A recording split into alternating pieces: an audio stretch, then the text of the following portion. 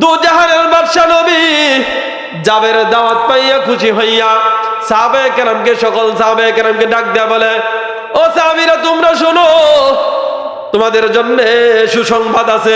সাহাবায়ে কেরাম নবীজির দিকে তাকাইয়া আছে, চাতক পাখির নাই, চোখ অন্যদিকে ফেলে না।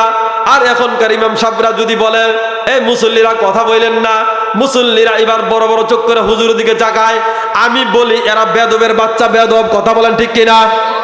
মিম্বরে যখন থাকবে তখন ইমাম সাহেব নেতা, আর এখন ছোট একটা মসজিদ বানায়, এলাকার মসজিদটা সৌন্দর্য করছে, একজন ইমাম রাখছে, ইমাম রাইখা এখন সভাপতি ইমামের উপর দিয়া কথা বলে, সেক্রেটারি ইমামের কথার উপর দিয়া কথা বলে, এলাকার মুরব্বী ইমামের কথার উপর দিয়া কথা বলে, এলাকার নেতা ফেতা খেতা সামসা বাটপার সিটার ইমামের কথার উপর দিয়া কথা বলে। কথা বলেন ঠিক কিনা? এগুলি সব বেয়াদব। নবী এই শিক্ষা দেয় নাই। নবী শিক্ষা দিচ্ছেন, যখন সাহাবায়ে কেরামকে ডাক দিল, ও সাহাবীরা তোমরা শুনো, তোমাদের জন্য সুসংবাদ আছে। কোন সাহাবী কোনো কথা বলেন না, নবীজির দিকে চাতক পাখির ন্যায় তাকাইয়া আছে, চোখের দৃষ্টি পর্যন্ত ফেলেন না। সাহাবীরা বলে, ওগো আল্লাহর নবী, আমাদের জন্য কি সুসংবাদ? নবীজি বললেন, ওই যে জাবের তোমাদেরকে দাওয়াত দিছে, খাওয়াবে। এই কথা জাবের শুই না মাথায় হাত, হাই হাই নবীজি কাণ্ড কারবার কি করছে। অল্প একটু আডার খামিরা, ছোট একটা বকরির বাচ্চা, মাত্র 2-4 জন হয়তো খাইতে পারবে, এই 1500-এর মতো সাহাবী কেমন করে খাবে? এবার জাবেরের মাথায় হাত। জাবের মনে মনে বলে, যাকে দাওয়াত দিলাম আর যিনি দাওয়াত শুনাইলেন আল্লাহ পাক, আর যাকে দাওয়াত দিলাম এটা তাদের ব্যাপার। আমার দাওয়াত দেওয়া দরকার ছিল, দাওয়াত দিছি। এবার বাড়ির দিকে দৌড় দেয়। বউ বাড়ির স্ত্রী বেড়ার ফাঁক দিয়া দেখতেছে স্বামী আসতেছে আগে আগে দৌড়াইয়া, পিছনে দুজাহানের বাদশা নবী, তার পিছনে 1500-এর অধিক সাহাবী। এবার স্ত্রী মনে মনে ভাবে, কাণ্ড কারবার কি করছে, মাথায় আকল জ্ঞান কিছু নাই। আমি বললাম নবীজির কানে কানে গিয়ে বলতে, কেমন করে বলছে আল্লাহ জানে। এবার বলে, তুমি কাম কি করলা? বলে, আমার কি দোষ? বলে, আমি তোমাকে বললাম দুজাহানের বাদশা নবীর কানে কানে গিয়ে বলবে, তুমি চিৎকার করে দাওয়াত দিলে তো এমনই হবে। বলে, না আমি এমনটা করি নাই, আমি নবীজির কানে কানে বলছি। বলে, তাহলে এমন হলো কেন? বলে, আমি নবীজিকে দাওয়াত দিলাম, আর নবীজি সকল সাহাবীদেরকে ডাক দিয়ে বলে, ও সাহাবীরা তোমরা শোনো, তোমাদেরকে জাবের দাওয়াত দিয়েছে, জাবেরের বাড়িতে তোমরা দাওয়াত গ্রহণ করো। এবার কেমন স্ত্রী বলে দেখেন। এবার স্ত্রী বলে, এবার যাকে যিনি দাওয়াত দিছে তিনি আর তিনার মালিকের ব্যাপার, আমার এই ব্যাপারে কোনো চিন্তা নাই। সুবহানাল্লাহ বলতেন না? যিনি বলেন এটা আমার চিন্তার ব্যাপার না, যিনি বলছেন, যিনি দাওয়াত দিচ্ছেন তিনার আর তিনার মালিকের ব্যাপার। আমার দরকার ছিল আটাল খামিরা বানানোর, বানাইছি। আমার দরকার ছিল বকরি জবাই করে গোশত বানানোর, বানাইছি। বাকি খাওয়াবে কেমন করে, এটা যিনি দাওয়াত দিবেন তিনার আর তিনার মালিকের ব্যাপার, আমার চিন্তা করার কোনো দরকার নাই। আল্লাহ পাক বলেন, ফামান যুহজিহা আনিন নার ওয়া উদখিলাল জান্নাতা ফাকাদ ফাজ। বান্দা তুমি যদি জাহান্নাম থেকে মুক্তি লাভ করতে পারো, জান্নাত কামাই করতে পারো, তাহলেই তুমি সফল। আমরা সবাই কোথায় যাইতে চাই? জোরে বলি, কোথায় যাইতে চাই? কিসের থেকে বাঁচতে চাই? জাহান্নাম থেকে বাঁচতে চাই, আমরা জান্নাত চাই।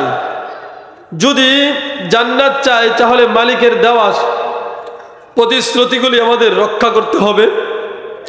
তাহলে মালিক আমাদের সাথে যে প্রতিশ্রুতি দিয়েছেন সেই প্রতিশ্রুতিগুলি রক্ষা করবেন। আমরা আমাদের প্রতিশ্রুতিগুলি রক্ষা করব মালিকের সাথে দেওয়া, মালিক তার প্রতিশ্রুতিগুলি রক্ষা করবে আমাদের সাথে দেওয়া। আমরা কি প্রতিশ্রুতি দিয়েছি? আল্লাহ পাক রূহের জগতে আমাকে আপনাকে বানাইয়া, আমাকে আপনাকে আল্লাহ পাকের কুদরতে হাতে নিয়ে জিজ্ঞেস করছে, আলাস্তু বিরব্বিকুম, আমি কি তোমাদের প্রভু নই? আমরা সকলে এক বাক্যে স্বীকার করে নিয়েছি, বালা, হা মালিক, আপনি আমাদের মালিক, আর কেউ আমাদের মালিক না। সুতরাং মালিক যেহেতু তিনাকে মেনেছি, আমার আপনার হায়াতে জিন্দিগির সময়টুকু নিজের ইচ্ছা মতো কাটাইলে চলবে না। আল্লাহ পাক এই জন্য আপনাকে আমাকে আমার জিন্দিগির দিক নির্দেশনা দিয়েছেন, যে গাইডলাইন দিয়েছেন, তার মাধ্যমে সেই অনুযায়ী জীবনযাপন করতে হবে। কথা বলেন ঠিক কিনা? আল্লাহ পাক সেই গাইডলাইনের সর্বপ্রথম বলছেন, তুমি তো বান্দা সফলতা চাও, জাহান্নাম থেকে মুক্তি চাও, জান্নাত চাও, তবে তোমার জন্য সর্বপ্রথম দুটা শর্ত হলো, তোমাকে দুটা কাজ করতে হবে, তারপর দুইটা কাজ উদ্দেশ্য রেখে আরেকটা বড় কাজের আঞ্জাম দিতে হবে। দুইটা কাজ কি? এক নম্বর হলো ইন্নাল্লাযীনা আমানু ওয়া আমিলুস সালিহাত, যে বান্দা তোমাকে ঈমানদার হতে হবে। কি হতে হবে? ঈমানদার হতে হবে। আরেকটা হলো আমলে সালেহ করতে হবে। যদি ঈমানদার হয় আর নেক আমল সম্পাদন করে, তাহলে কেবলমাত্র তার সফলতার দ্বার প্রান্তে পৌঁছা আশা করা এটা যুক্তিযুক্ত হবে। যদি সেই শর্ত রক্ষা না করে, ঈমান আনার যে সর্বপ্রথম শর্ত এটা সে রক্ষা না করে, নেক আমল না করে, শুধু শুধু জান্নাতের আশা করা, এটা বোকামি ছাড়া আর কিছুই না। কথা বলে ঠিক কিনা? তা আমরা সবাই মালিকের কাছে চূড়ান্ত সফলতা, সেটা হলো জান্নাত, সে জান্নাতের মধ্যে পৌঁছতে চাই। তা আমরা সে জান্নাত চাই মালিকের কাছে। মালিক বলছেন এই জন্য তোমাকে আমি আল্লাহর রীতি নীতি অনুযায়ী জীবন যাপন করতে হবে। আমলে সালেহ যেটা বলছেন সেটা হলো আমি আল্লাহ তোমাকে একটা রীতি নীতির উপর চলার জন্য আদেশ করলাম, সেই অনুযায়ী তোমাকে জীবন যাপন করতে হবে। সেটা কি? আল্লাহ বলেন আমি তোমাকে সেই রীতিনীতি শিক্ষা দেওয়ার জন্য একজন নবী পাঠাইছি তোমার কাছে, তুমি সেই নবীকে মোহাব্বত করে জীবন যাপন করবে, নবীর আদর্শ গ্রহণ করবে, নবীর তরিকা অনুযায়ী জীবন যাপন করবে। যদি তুমি তা করতে পারো তবে তুমি কেবলমাত্র সফল হতে পারবে। আর যদি সেখান থেকে তুমি ছিটকে পড়ে যাও, তাহলে তুমি সফলতার দ্বার প্রান্তে পৌঁছবে তো দূরের কথা, তার ঘ্রাণও কখনো নিতে পারবে না। আল্লাহ পাক বলছেন কুল ইন কুনতুম তুহিব্বুনাল্লাহ ফাত্তাবিউনি ইউহিব্বুকুমুল্লাহ ওয়া ইয়াগফির লাকুম যুনুবাকুম। আল্লাহ বলেন আমি আল্লাহকে যদি মোহাব্বত করো, বিশ্বাস করো, মোহাব্বত করো, তবে আমার নবীকে মোহাব্বত করো। যদি আমার নবীকে মোহাব্বত করো তাহলে আমি আল্লাহকে মোহাব্বত করা হবে।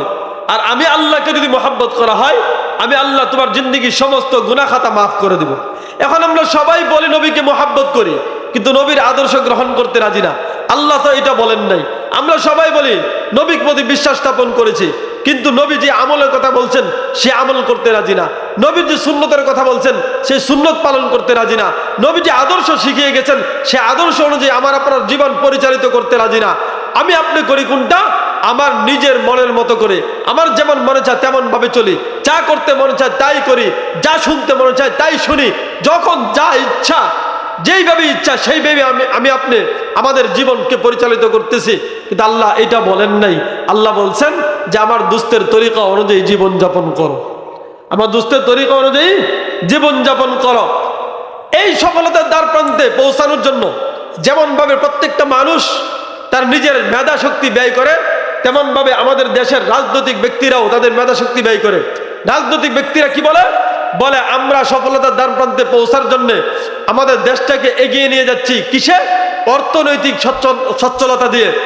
আর আমাদের দেশের কিছু মানুষ আছে তারা আমাদের দেশের সাধারণ জনগণকে ভুলভাল বুঝিয়ে তাদেরকে পিছনের দিকে নিয়ে যেতে চায়। তারা আমাদের দেশটাকে এগিয়ে নিতে চায় না। এই ভুলভাল বুঝিয়ে দেশটাকে পিছনে নিয়ে যেতে চায়, এই কথা বলে এই দেশের আলেম উলামাদের প্রতি ইঙ্গিত করে থাকে, যদিও তারা সরাসরি বলার সাহস পায় না। কথা বলেন ঠিক কিনা? সরাসরি বলার সাহস পায় না, কিন্তু ইঙ্গিত দিয়ে বলে আমরা এই দেশের মানুষকে সফলতার চূড়ান্ত স্তরে পৌঁছানোর জন্য, দেশটাকে এগিয়ে নেওয়ার জন্য দিন রাত পরিশ্রম করে যাচ্ছি। আর আমাদের দেশের এই আলেম ওলামারা আমাদের দেশের মানুষকে পিছনে নিয়ে যেতে চাই। আমরা বলি হ্যাঁ আমরা দেশটাকে পিছনে নিয়ে যেতে চাই। আমাদের মেধা, আমাদের চিন্তা চেতনা, আমাদের কৃষ্টি কালচার, আমাদের সভ্যতা, আমাদের সামাজিক অবস্থা সবগুলোকে আমরা পিছনে নিয়ে যেতে চাই। কিন্তু আমরা দেশটাকে উশৃঙ্খল বেহায়াপনা, বেরোলাপনা, খুন খারাপি, চুরি ডাকাতি, বাটপারি সিটারি এইগুলি থেকে আমাদের দেশটাকে মুক্ত চাই। কথা বলেন ঠিক কিনা? আমাদের দেশটাকে আমরা পিছনে নিয়ে যেতে চাই। কোন জায়গায় নিয়ে যেতে চাই? যেই জায়গার ব্যাপারে নবীজি বলছেন খায়রুল কুরুনি উম্মতি করনি সুম্মাল্লাযীনা ইয়ালুনাহুম সুম্মাল্লাযীনা ইয়ালুনাহুম। এটা জুমার খুতবায় প্রত্যেকটা খতিব সাহেব প্রতি জুমায় আলোচনা করে এই হাদিসটা তেলাওয়াত করেন জুমার খুতবার মধ্যে। অনেক মুসল্লি এটা মুখস্থ পারে, যদিও মুখে মুখস্থ বলতে না পারেন, কানে কিন্তু মুখস্থ আছে। ইমাম সাহেব যদি ভুল বলে তাহলে মুসল্লি বলতে পারে ইমাম সাহেব আজকের খুতবায় ভুল করছে। যদি বলে সঠিকটা কোনটা বলে দেন তাহলে হয়তো বা বলতে পারবে না, কিন্তু ইমাম সাহেব যে ভুল করছে এটা কিন্তু মুসল্লি ঠিকই ধরতে পারে। কথা বলা ঠিক কিনা? তো এটা হয়তো আপনারা আরবিটা শুনছেন, বাংলাটা কি? নবীজি বলছেন সবচাইতে সুন্দর যুগ হলো আমার যুগ, সবচাইতে আমার সাহাবায়ে কেরামের যুগ, সবচাইতে উৎকৃষ্ট যুগ হলো আমার সাহাবায়ে কেরামের যুগ, সবচাইতে উন্নত যুগ হলো আমার সাহাবায়ে কেরামের যুগ, সবচাইতে শান্তির যুগ হলো আমার সাহাবায়ে কেরামের যুগ। আমরা তো সবাই শান্তি চাই। কথা বলেন ঠিক কিনা? নবীজি যখন বলছেন সবচাইতে শান্তির যুগ, সবচাইতে উৎকৃষ্ট যুগ, সবচাইতে সুন্দর যুগ হলো সাহাবায়ে কেরামের যুগ, আমরাও পিছনে নিয়ে যেতে চাই। তার অর্থ হলো 1400 বছর পূর্বের নবী আলাইহিস সালাম যেই যুগের কথা বলছেন ওই যুগের সাহাবায়ে কেরামের মতো আমাদের সমাজটাকে বদলাইতে চাই। কথা বলেন ঠিক কিনা? নবীজি বলছেন আমার সাহাবায়ে কেরামের যুগ হলো সবচাইতে উন্নত যুগ। কেমনে হয়েছে এটা? নবীজি কেমন? নবীজি হলেন ছাত্র আর সাহাবে উস্তাদ। নবীজি হলেন উস্তাদ, সাহাবায়ে কেরাম হলেন ছাত্র। নবীজি কেমন উস্তাদ দেখেন, নবীজি কেমন উস্তাদ। নবীজি একদিন এক যুদ্ধের মধ্যে আছেন, নবীজির সঙ্গে ১৫০০-এর উপরে সাহাবী। নবীজির পেটে বড় ক্ষুধা। এক সাহাবী জাবের রাদিয়াল্লাহু তাআলা আনহু নবীজির দিকে তাকাইলেন, তাকাইয়া নবীজির পেটের দিকে লক্ষ্য করতে পারলেন। দেখেন নবীজির পেট এবং পিঠ একসাথে লেগে গেছে। নবীজি এই পরিমাণের ক্ষুধার্ত। ওই সাহাবীর মনে বড় ব্যথা জাগ্রত হয়। দু জাহানের বাদশা নবী এই পরিমাণের ক্ষুধার্ত, যার শাফাআত ছাড়া কোন উম্মত কখনো জান্নাতের আশা করতে পারে না, যিনি সারা জীবন ভর উম্মতি উম্মতি বলে কাঁদছে। হাসরের ময়দানে যখন সকল মানুষ ইয়া নাফসি ইয়া নাফসি বলে চিৎকার করবে, এমন মুহূর্তে একজন মানুষ কেবলমাত্র উম্মতি উম্মতি বলে চিল্লাবে। ওই মানুষটা আর কেউ না, দু জাহানের বাদশা নবী জনাবে মুহাম্মদুর রাসূলুল্লাহ সাল্লাল্লাহু আলাইহি ওয়াসাল্লাম। নবীজির দিকে তাকাইলেন, এমন দু জাহানের বাদশা নবী ক্ষুধায় কাতর, নবীজির পেট পিঠ একসাথে লেগে গেছে। এটা দেখা তার মনে অনেক কষ্ট হলো। সে মনে মনে ভাবলো এখান থেকে আমার বাড়িটা অনেক দূরে নয়, বাড়িতে গিয়ে খবর নিয়ে জানা যায় কি খাবারের ব্যবস্থা আছে। এই কথা চিন্তা করে নিজের ঘরের দিকে দৌড় দেয়। ঘরে গিয়ে বিবিকে জিজ্ঞেস করে, ও বিবি, আমার ঘরের মধ্যে খাবারের কি ব্যবস্থা আছে বলো। বিবি এবার চিৎকার দিয়ে স্বামীকে বলে, ঘরের মধ্যে খাবারের তেমন কোনো ব্যবস্থা নাই, অল্প একটু আটা আছে। এবার বলে ওই আটাটুকু নিয়ে আসো, আটা দিয়ে তুমি পানি দিয়ে গুলে খামিরা তৈরি করো। যদি রুটি বানাও, এই রুটি খাবারের ব্যবস্থা হবে কি দিয়া? খালি আটার রুটি তো খাওয়া যাবে না, মরুভূমি অঞ্চল, গলা শুকিয়ে আছে, এমনি একটু ব্যবস্থা করা দরকার। কি দিয়ে রুটি খাওয়া যায়? বলে তেমন কিছু নাই, একটা ছোট বকরির বাচ্চা আছে। এবার জাবের বলে ওই বকরির বাচ্চাটা ধরে নিয়ে আসো। স্ত্রী ধরে নিয়ে আসে, জাবের ওই বকরির বাচ্চা জবাই করে স্ত্রীকে দিয়ে বলে তুমি এটা রান্না করো, আমি নবীকে গিয়ে বলি আমার বাড়িতে যেন দাওয়াত গ্রহণ করে। জাবের দৌড় দিয়া যুদ্ধের ময়দানে যায়। জাহানের বাদশা নবী যুদ্ধের ময়দানে সাহাবায়ে কেরামের সঙ্গে আছে। অনেক সাহাবী জোরে দাওয়াত দিতে পারতেছেন না। জাবের এবার নবীজির কানের কাছে মুখটা লাগাইয়া বলে, ওগো আল্লাহর নবী, আপনি বড় ক্ষুধার্ত, এই জন্য আমি অনেক কষ্ট পাইছি। আমার বাড়িতে খাবারের তেমন কোনো ব্যবস্থা নাই, আমার বাড়িটা এখান থেকে অনেক দূর নাই, কিছুটা কাছে বটে। আপনি যদি ইচ্ছা করেন আমার বাড়িতে দাওয়াত গ্রহণ করতে পারেন। আমার বাড়িতে অল্প একটু আটার খামিরা রেখে আসছি, ছোট একটা বকরির বাচ্চা আমি জবাই করে দিয়ে আসছি। আপনি এবং আপনার সঙ্গে যদি ইচ্ছা করেন, আর দুই একজন নিতে পারেন, তার চাইতে বেশি লোক গেলে খাবার হবে না। নবীজি বললেন কি বলো তুমি? বলে আপনাকে দাওয়াত দিলাম, আপনি আমার বাড়িতে দাওয়াত গ্রহণ করেন। দু জাহানের বাদশা নবী জাবের দাওয়াত পাইয়া খুশি হইয়া সাহাবায়ে কেরামকে সকল সাহাবায়ে কেরামকে ডাক দেয়া বলে, ও সাহাবীরা তোমরা শোনো, তোমাদের জন্য সুসংবাদ আছে। সাহাবায়ে কেরাম নবীজির দিকে তাকাইয়া আছে, চাতক পাখির নাই, চোখ অন্য দিকে ফেলে না। আর এখনকার ইমাম সাহেবরা যদি বলে এই মুসল্লিরা কথা বললেন না। মুসল্লিরা এবার বড় বড় চোখ করে হুজুরের দিকে তাকায়। আমি বলি এরা বেদবের বাচ্চা, বেদব। কথা বলেন ঠিক কিনা? মিম্বরে যখন থাকবে তখন ইমাম সাহেব নেতা, আর এখন ছোট একটা মসজিদ বানায়, এলাকার মসজিদটা সৌন্দর্য করছে, একজন ইমাম রাখছে, ইমাম রাইখা এখন সভাপতি ইমামের উপর দিয়া কথা বলে, সেক্রেটারি ইমামের কথার উপর দিয়া কথা বলে, এলাকার মুরব্বী ইমামের কথার উপর দিয়া কথা বলে, এলাকার নেতা বেতা খেতা সামসা বাটপার সিটার ইমামের কথার উপর দিয়া কথা বলে। কথা বলেন ঠিক কিনা? এগুলি সব বেয়াদব। নবী এই শিক্ষা দেয় নাই। নবী শিক্ষা দিচ্ছেন, যখন সাহাবায়ে কেরামকে ডাক দিল, ও সাহাবীরা তোমরা শুনো, তোমাদের জন্য সুসংবাদ আছে। কোন সাহাবী কোনো কথা বলেন না, নবীজির দিকে চাতক পাখির ন্যায় তাকায়া আছে, চোখের দৃষ্টি পর্যন্ত ফেলেন না। সাহাবীরা বলে, ওগো আল্লাহর নবী, আমাদের জন্য কি সুসংবাদ? নবীজি বললেন, ওই যে জাবের তোমাদেরকে দাওয়াত দিছে, খাওয়াবে। এই কথা জাবের শুই না মাথায় হাত, হাই হাই নবীজি কাণ্ড কারবার কি করছে। অল্প একটু আটার খামিরা, ছোট একটা বকরির বাচ্চা, মাত্র 2-4 জন হয়তো খাইতে পারবে। এই 1500-এর মতো সাহাবী কেমন করে খাবে? এবার জাবেরের মাথায় হাত। জাবের মনে মনে বলে, যাকে দাওয়াত দিলাম আর যিনি দাওয়াত শুনাইলেন আল্লাহ পাক, আর যাকে দাওয়াত দিলাম এটা তাদের ব্যাপার। আমার দাওয়াত দেওয়া দরকার ছিল, দাওয়াত দিছি। এবার বাড়ির দিকে দৌড় দেয়। বউ বাড়ির স্ত্রী বেড়ার ফাঁক দিয়া দেখতেছে স্বামী আসতেছে আগে আগে দৌড়াইয়া, পিছনে দুজাহানের বাদশা নবী, তার পিছনে 1500-এর অধিক সাহাবী।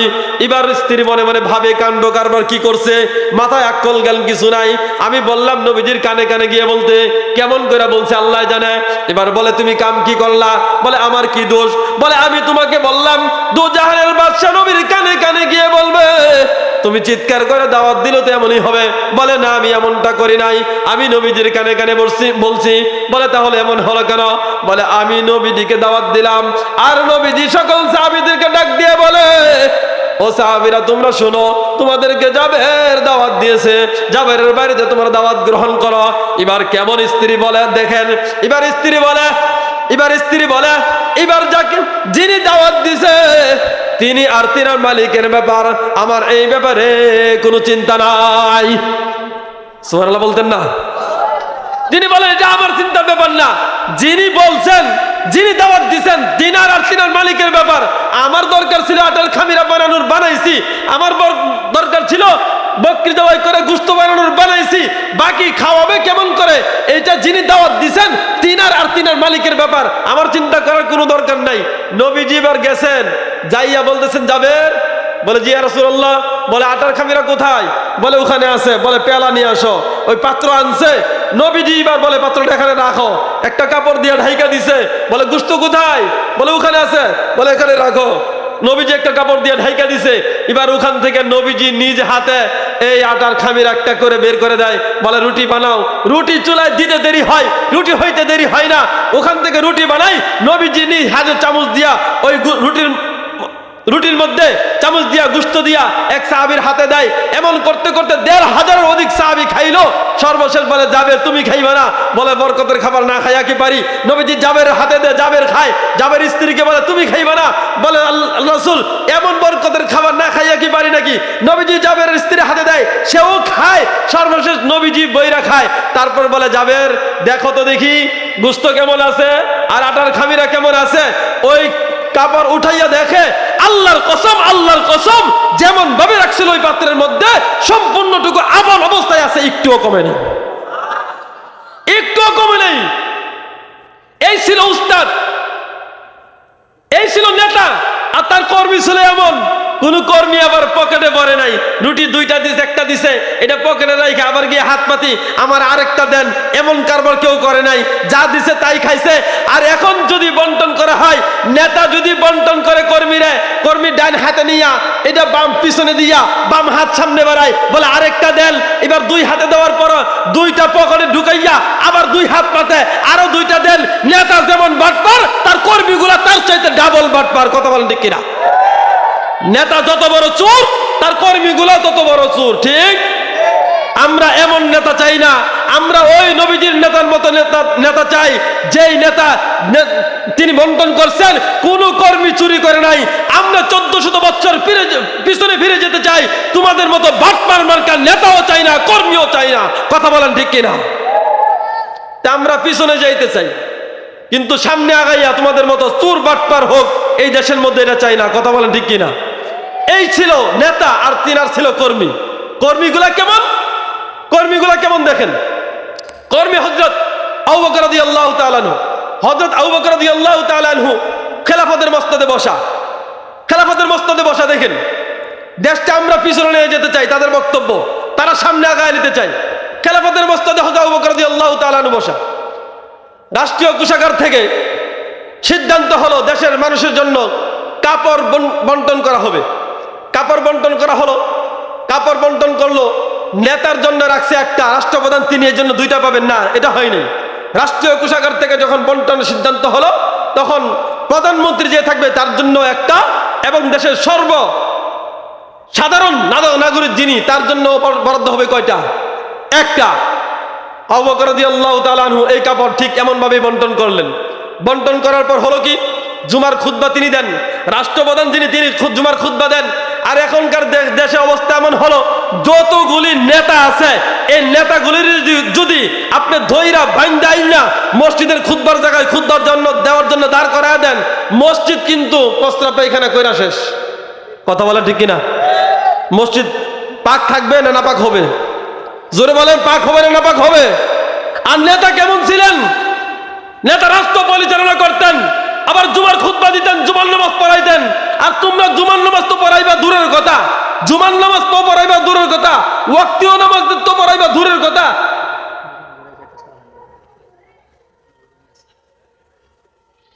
আলহামদুলিল্লাহ, আমাদের আজকের মাহফিলের প্রধান মেহমান হযরত মাওলানা মুফতি মিজানুর রহমান কাসেমী দাওয়াত বরকাতুম, তিনি আমাদের মধ্যে চলে আসছে। নারায়ে তাকবীর, নারায়ে তাকবীর। আল্লাহ পাক হযরতের হায়াতের মধ্যে বারাকা দান করুন, সকলে বলি আমিন। এদিকে তাকে। তো নেতা কেমন? তিনি জুমার খুতবা দিবেন। জুমার খুতবা দেওয়ার যোগ্যতা তিনার থাকতে হবে। যদি জুমার খুতবাটা দেওয়ার জন্য মিম্বরে দাঁড়াইতে হয় তাহলে দ্বীনি আলেম লাগবে, আর দ্বীনি আলেম যার ভিতরে থাকবে সে কখনো বাটপার চোর হতে পারে না। কথা বলেন ঠিক কিনা? আবু বকর খেলাফতে মসনদে বসা, কাপড় বন্টন হবে, সিদ্ধান্ত হলো একটা করে কাপড় সবাই পাবে, বন্টন করেছে একটা করে। এবার যখন জুমার খুতবা দেওয়ার জন্য দাঁড়াইছেন, এক দেশের নাগরিক ওখান থেকে মসজিদের ভিতর থেকে আওয়াজ তুললো, নেতাজি হুজুর জুমার খুতবা পরে হবে, আগে আমার প্রশ্নের জবাব হবে, তারপর আপনার জুমার খুতবা। এবার হুজুর চুপ হয়ে গেলেন, বলে ঠিক আছে তোমার কিসের প্রশ্ন, আমি সেই প্রশ্নের জবাব দেই। প্রশ্ন করতেছে, রাষ্ট্রীয় কোষাগার থেকে কাপড় বন্টনের সিদ্ধান্ত হলো, সকলেই পেল একটা করে, আমিও পেলাম একটা, আপনার গায়ে কেন চাদর দুইটা? এই প্রশ্নের জবাব দেন। এবার তিনি জবাব দিচ্ছেন, না তোমার প্রশ্ন সঠিক, রাষ্ট্রীয় কোষাগার থেকে কাপড় বন্টনের সিদ্ধান্ত হলো, সবাই পাইল একটা, আমি কেন দুইটা পড়লাম? এবার শোনো, আমি যেহেতু রাষ্ট্রপ্রধান, আবার জুমার খুতবা দেই, আমার ছেলের জন্য বন্টন নির্ধারিত ছিল কাপড় একটা, আমার জন্য নির্ধারিত একটা, তোমার জন্য নির্ধারিত একটা, প্রত্যেক নাগরিকের জন্য নির্ধারিত একটা। যেহেতু আমি জুমার খুতবা দেই রাষ্ট্রপ্রধান, আমার গায়ের চাদরটা ছিঁড়া হওয়ায় আমার সন্তানের জন্য নির্ধারিত জামাটা যে চাদর ছিল সেই চাদরটা আমাকে হাদিয়া দিয়েছে, যেন আমি এই চাদরটা পরে জুমার খুতবা দিতে পারি। এই জন্য আমি আমারটা এবং আমার সন্তানেরটা দুটা পরে জুমার খুতবা দেওয়ার জন্য দাঁড়িয়েছি। এই কথা বলার পর ওই কর্মী বলতেছেন, দেশের সাধারণ নাগরিক বলতেছেন, ঠিক আছে হুজুর, আমার উত্তর পেয়েছি, এবার আপনি আপনার খুতবা পড়ুন, জুমার খুতবার মাধ্যমে জুমার নামাজ শেষ করুন। এই ছিল নেতা, এই ছিল তার দেশের নাগরিক।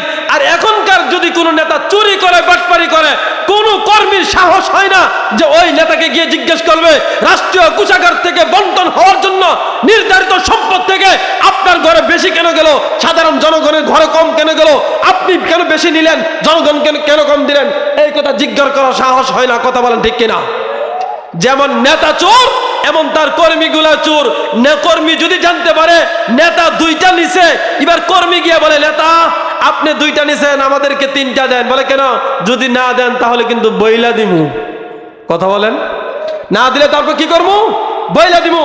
আমরা এমন নেতা চাই না যেই নেতাও চোর, তার কর্মীও চোর। আমরা 1400 বছর পিছনে ফিরে যেতে চাই, যেই দেশের রাষ্ট্রীয় কোষাগার থেকে বন্টন হওয়ার সিদ্ধান্ত, যেই মাল সেই মাল নেতা যেমন পাবে তার কর্মীও ঠিক তেমনই পাবে। কথা বলেন ঠিক কিনা? এ মিয়া কথা বলেন ঠিক। আবার কি করেন আপনারা? ভোটের সময় এমন একজনকে ভোট দেন যেটা জুয়াখোর, মদখোর, গাঞ্জাখোর, ইয়াবাখোর, বাবাখোর, নেশাখোর, মাতাল, পাগল, বাটপার, সিটার, এমন গুলি আপনাদের সমাজে নির্বাচনে দাঁড়ায়। আর নির্বাচনে যাওয়ার আগ মুহূর্তে, ভোট দেওয়ার আগ মুহূর্তে আপনাদেরকে 1000 টাকার একদম নতুন নতুন চকচকে নোটগুলি দেয়।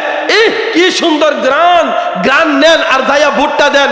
ভোটটা দেওয়ার পরে কিছুদিন পরে যখন আবার যান তার কাছে, আমার তো এই সমস্যা আছে, আপনি রাষ্ট্রীয় কোষাগার থেকে আমার জন্য নির্ধারিত যেই মাল এটা সমাহারে বন্টনের মাধ্যমে আমাকে বুঝিয়ে দিন।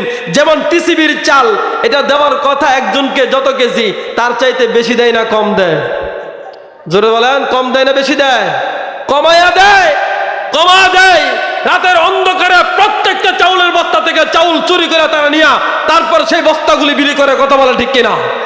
আপনি এই সমস্ত কাউন্সিলর কাছে যাবেন, কাউন্সিলর দেখবেন তার 2 টাকার কাজ আপনার কাছ থেকে 10 টাকা দিয়ে করাবে, 300 টাকার কাজ 3000 টাকা দিয়ে করাবে, 3000 টাকার কাজ 9000 টাকা দিয়ে করাবে। সবগুলি বাটপাড়া সিটারে ভরা। কথা বলেন ঠিক কিনা? আপনি তার কাছ থেকে টাকা খাইয়া ভোট দিলেন, সে আপনাকে নির্ভেজাল কাজ করে দিবে। এটা কেমন করে কল্পনা করেন? কেমন করে কল্পনা করেন? সুতরাং নির্বাচনের আগে ভোট কাকে দিবেন হিসাব নিকাশ করে দিবেন।